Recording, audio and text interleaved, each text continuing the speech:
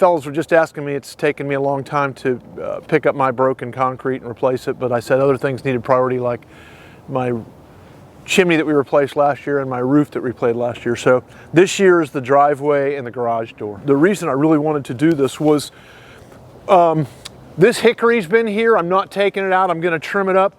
But when you get trees that start to have movement underground, you're going to have some crushed concrete. This happened when I had some tree surgery done last week. It was already bad, but now it's worse. Best thing about pavers is if I have some settling from an old or a recent tree, I can pick that area up, re-level it, and relay it, and you never know anything happened. Okay, here's the Realco guy. They're bringing the concrete dumpster for us. I've done the Realco, the Cinesac, since I was in high school. Good people, do great work. This is our concrete dumpster, how it comes in. This should take 2, possibly 3 to do this 2,000 square feet pavers that we have.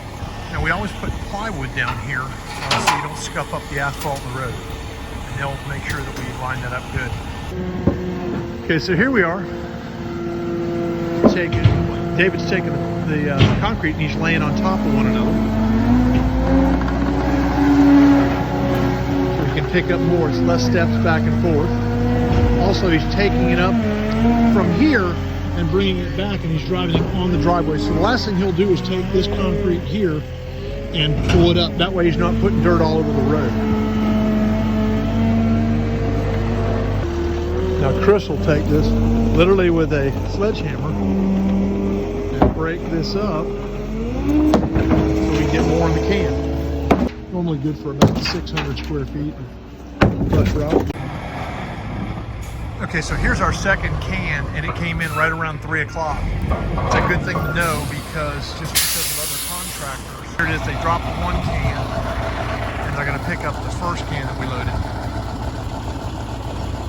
There's my crew, there's Chris, and Adam, and David. We sent Matt on to dump debris. Okay, so this part of the driveway is not coming up real easy. It's taking a little bit more time. Sometimes they come up in big sections, but this one right here is cracked from this tree. So they're literally having to pick it up piece by piece until they get in with the forks. So a little bit more difficult, a little bit more hand labor. Something you have to be cognizant of or aware of. Okay, here's David and Matt. What we're doing is we're taking this grass up right here. We're using the Bobcat. He's just stripping it out. We cut it with a sharp shovel. We cut the edge because we're going to add more soil here. We're going to make the driveway a little bit wider. The nice thing about when you're doing some sort of project, a paver project, what have you, you can change the footprint of what you had before. In this case, I'm making it wider and I'm making it deeper so I can add 2 vehicles up in front of the house midway back. We've got a sleeve underneath here, underneath the actual drive walkway itself.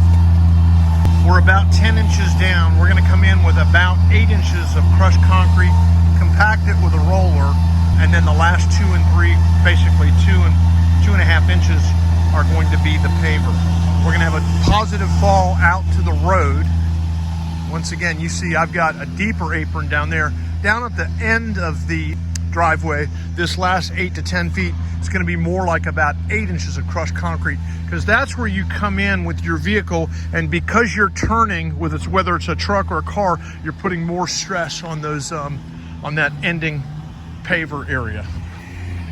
And right now I just have grass going up to the front door, but I want to do a walkway. Right now, if somebody pulls here, they have to walk up the driveway and go here. I'm going to go ahead and do a little meandering path that goes right up to the front door. When we do this work, it's very materials intensive to begin with. We're here for probably 3 to 5 days, and we're in and out, and we clean up better than we came. Okay, Tim's come by because Tim's going to do some alteration on the lights. We're going to put lights over on the cedar and under the ligustrum tree here. And then here we've carved it out. We're going to have 6 inches of crushed concrete in on both sides of the driveway. As you can see, as we're starting to modify things, we're having to change the irrigation here because it was going to be under the concrete. We didn't want that. Here's our new flat spot. As you can see, the string line is where we're going to be with our paver elevation. So we're going to put in 6 inches of crushed concrete here, compact that, and then we come back on top, and then we put our pavers compacted, and then the last thing we're going to do is we're going to do the polymeric sand. So this is day 2. We've excavated probably somewhere in the neighborhood of about 30 yards of dirt because you got to get that out in order to get the crushcrete down. So that's what we do the second day, is the excavation. We also have done the walkway here. This walkway is stable, so we're going to go on top of that. And then we're coming here where we're adding the additional walkway to the front road. Here's our sleeves. So the sleeves here are for future or present lighting. Going to have a little bit of a curve here, and this is where our new walkway is going to go. It'll be 4 feet wide. It'll match this one right here. So when we're finished, it'll be seamless. You won't even know. Coming here is the front walkway. We're going to go right on top of that. Bob's room. Okay, so here's the beginning of day 3. You can see they've gotten a nice cleaned out driveway pad. Got our sleeves in here for landscaping, lighting, or irrigation. Irrigation will be adjusted as we go ahead and put our final hardscapes in. This is additional. This initially came over here and it stopped about 2 feet, 3 feet this way. I've added a little bit more driveway here. Once again, down about 9 or 10 inches here from the garage door. Garage door is getting swapped out. All your cut here is all the soil they took out. We took out somewhere in the neighborhood of about 35 cubic yards, a little over 2 truckloads of soil, so we could come back, and that's all going to be replaced with crushed concrete, which was a much more stable base than just dirt alone. So they did this with a tamp today, or yesterday afternoon. They did a tamp. There it is right there, a vibratory tamp. Tamps down, solidifies the soil. The next thing we're going to do is we're going to put down the crushed concrete, and then we're going to roll that, so we're going to give it more compaction.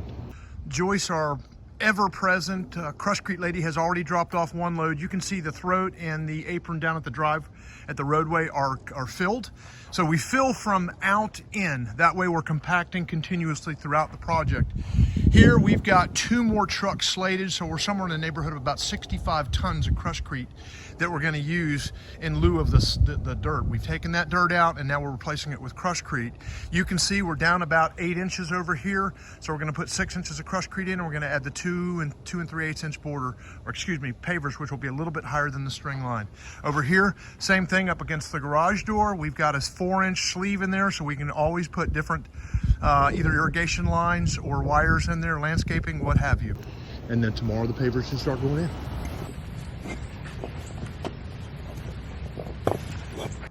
So here's our new walkway up to the front door. Got a little curve to it. This goes up this way here. This is our future wheelchair ramp. This got finished yesterday. My new entrance to my front door. Changed the little 12 by 10 patio here, the same color. And the walkway's been changed. Now it goes up here. Obviously got to do some landscaping, but okay, here it is. It's a wider throat. Instead of 10 feet, it's almost 12 feet. Patio's a lot bigger. We can put easily two cars here now.